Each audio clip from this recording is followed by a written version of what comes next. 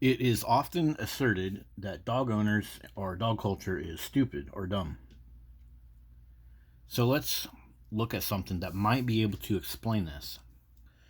Let's call this dog ownership, the hobby that makes you stupid or requires you to be stupid in the first place, or maybe both. First off, many American pet owners increasingly prioritize their dog's nutrition with the growing market for specialized and high quality dog foods. This trend reflects a deeper understanding of the importance of balanced diets for canine. Okay. Yep. Well, balanced diets for canines? What about balanced diets for humans? Kind of wondering about that. Another thing about this balanced diets for canines being so important, go back 10 or 20 years or even go back farther when before pet food was even invented, and dogs lived 10 and 12 years on budget food, budget dog food, with a few high fat table scraps here and there, without all these veterinarians and drugs and raw meat diet.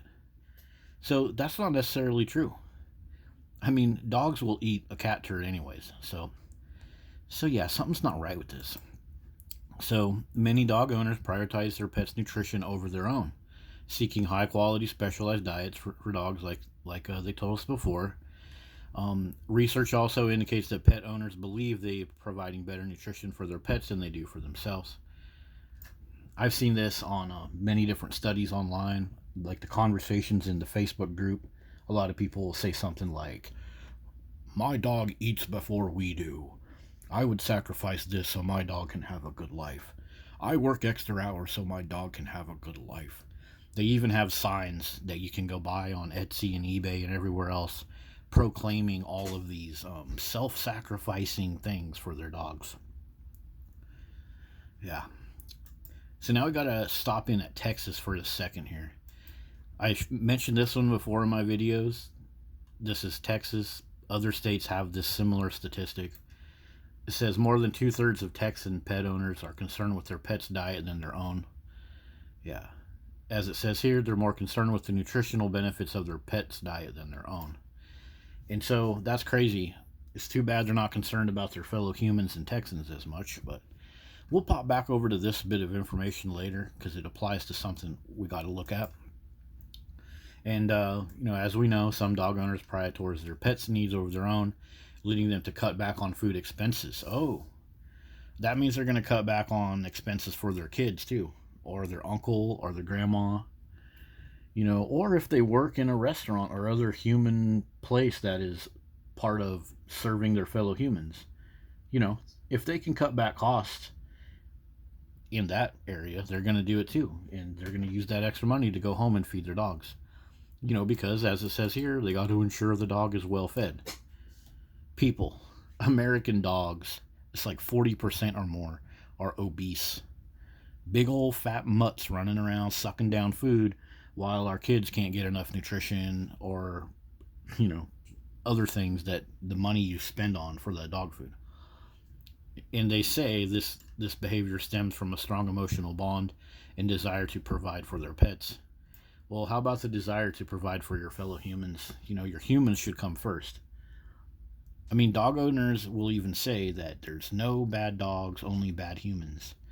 Well, maybe those humans would be a hell of a lot better if you didn't neglect them so you could worship a dog. Has anybody ever thought about that little point of logic? I don't think so. Next up, here's something. Nutrition significantly impacts mental health and decision making. This is where the part about stupidity and being dumb and making poor decisions, hint, hint, owning a dog.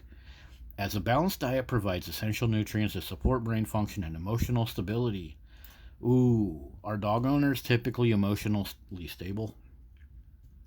Go ahead and post something on Facebook right now about something you noticed about dog culture that's not right. See how many of your dog owning friends start some crap with you.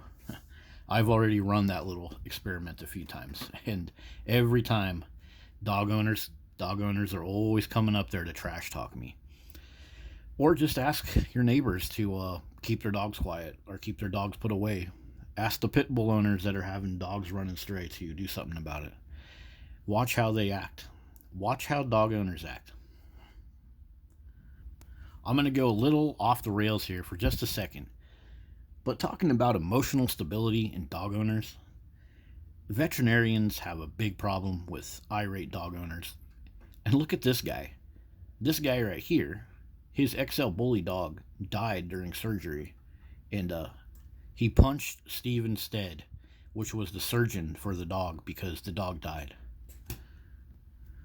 And this is our veterinarian guy here. He told the people that there's a 1 in 5 chance that the dog will even make it through surgery. The dog was very sick. And so this guy came in there and tried to cave the poor veterinarian's face in. And stuff like this happens, not quite as bad as the punching, but stuff like this happens to veterinarians all the time when they tell dog owners how much it's going to cost to get that pair of hiking shoes out of the dog's gut or something.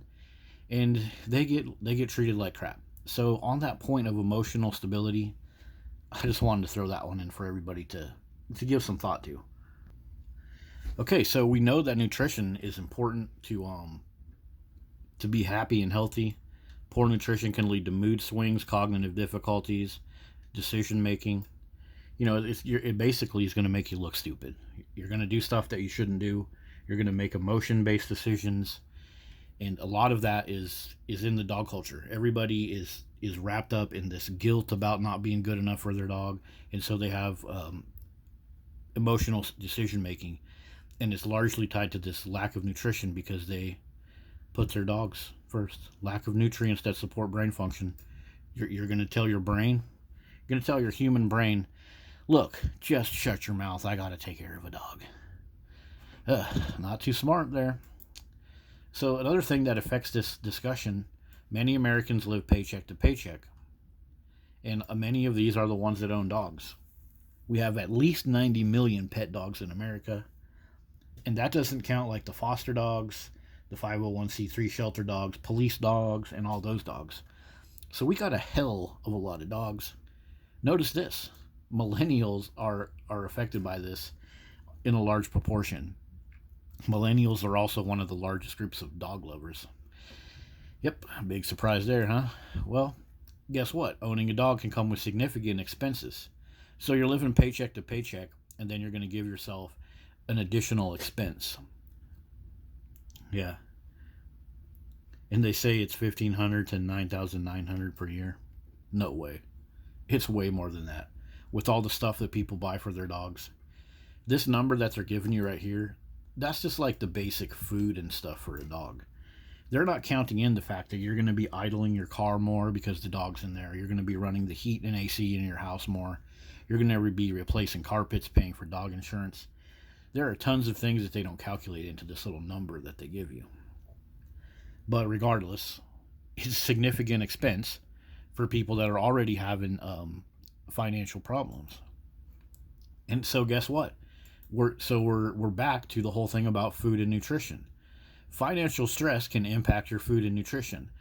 So dog owners are giving up their own food and nutrition for a dog, and then they're being financially stressed, which is also going to screw around with their human brain being able to make the right decisions on what to eat. This can lead to changes in appetite, overeating, skipping meals to save money, weight gain or weight loss. You know, all kinds of problems go along with not having a good diet. But financial stress can mess with your ability to figure all this out. How to buy the right foods, what's the most nutritious for me, because you're too busy worrying about your dog and paying for your dog, giving yourself financial stress. Yeah, financial stress leads to poor food and nutrition choices. Why would you do that to somebody? So, making decisions while stressed is generally not advisable. So like we said, it's going to impair your ability to think clearly and lead to poor choices. So yeah, giving yourself financial stress is going to make you have a poor choice. So we got to go back to our Texas point about this. So remember, we were looking at Texas a little while back. Well, West Texas, face significant issue with heart disease, ranking high in death rates for both heart disease and heart failure. Wow. Many counties in this region are among the top 20% in U.S. for these health concerns. So Remember, guys, remember what we noticed about Texas. Texas is one of the top places where they just don't give a shit about their nutrition because they got to take care of the pup or doggo. Yeah. So you see what's going on here. This is making you dumb, stupid. It's making you stressed, financially stressed, and it's taking away that part of your brain that's concerned with nutrition. Whether or not it's prevalent with every dog owner, by and large, all across our country, this is what's going on. We cannot have a viable country. We cannot have a sovereign country when we don't give a shit about our own health and we care more about a filthy beast. A filthy beast that can never cook for us, never give us nutrition advice. This little picture right here looks so special. No, it's not. It's not special at all. And before we go, we got to give honorable mention to another topic that has to do with the stress of dog ownership. So many people make decisions under stress because of the presence of the dog. Like, where do I park? I don't want the dog to be hot. What food do I buy? Etc. But also, people get a dog after a divorce or a death of a family. In fact, many people will tell people, get a dog, it'll solve all your problems. Oh, your girlfriend cheated on you? Go get a dog. Your boyfriend left you? You got a divorce? Go get a dog. Some people I served in the military with, they have that attitude. They left their wife and now all they do is sit at home with their dog. They got big pot bellies and they sit around petting their dog all freaking day.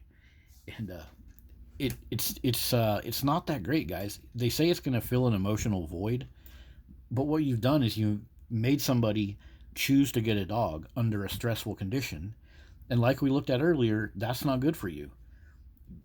Like it says here, I'm actually surprised they added this one to. We got a good source on this summary, but you should take time to grieve. You should take time to grieve. You should take time to understand and regather your senses before you go get a dog. It's just like all the dog people say, a dog is a lifetime decision. Well, if that's true, why are you forcing dogs on people when they're at their most vulnerable? In a stressful situation, like this one right here, and like all the other ones. The stressful situation of having poor nutrition, poor finances, more poor nutrition, and then you're going to say, hey, get a dog. No, that's not good, you guys. So there you go. That's been a look at how dog culture affects our nutrition and stress and financial stress. And it all cascades down to a mentality like we see here in Texas. People care less about their fellow humans and more about a dog that can never give back to them. And wouldn't it be amazing if these Texans right here, or any other group of humans, what do they say, 2/3 of Texan? What if 50% of those people, took care of some of their fellow Texans, and all of those death statistics that we see with the heart attacks and stress in Texas could go down, and then the Texans could live? All this stuff in Texas with the floods going on, and child trafficking, and immigrants that end up doing crimes on people in Texas. They're so worried about punishing all that stuff and fixing all that stuff when they have a solution right here.